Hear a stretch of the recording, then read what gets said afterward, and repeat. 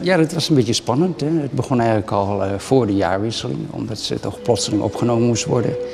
En ze had een beetje hoge bloeddruk en dingetjes die ons verontrusten. Dus we moesten de baby eigenlijk liefst zo gauw mogelijk laten geboren worden.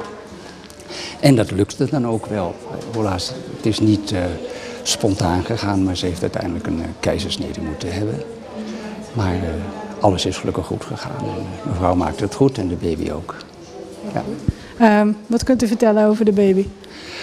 De baby is volgroeid en volkomen normaal en heeft het altijd wel goed gedaan. Maar het was tijd dat de baby geboren ging worden. Hoeveel te vroeg is die geboren? Hij is niet te vroeg geboren, nee, gewoon a term 40 weken. Prima. Ja.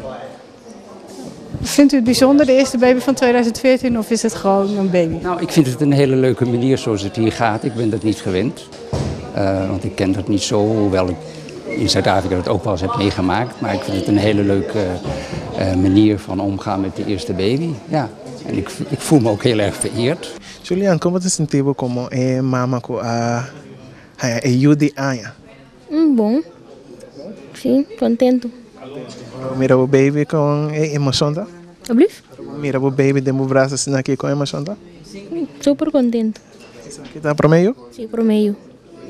Então é ressonante que o pensamento está tocando lá. Daí a matura persona, mas a dangue, estão a ajudar-me e aí estão a regalar-me algo também. Doctor, mas assim, algo que eu quero dizer?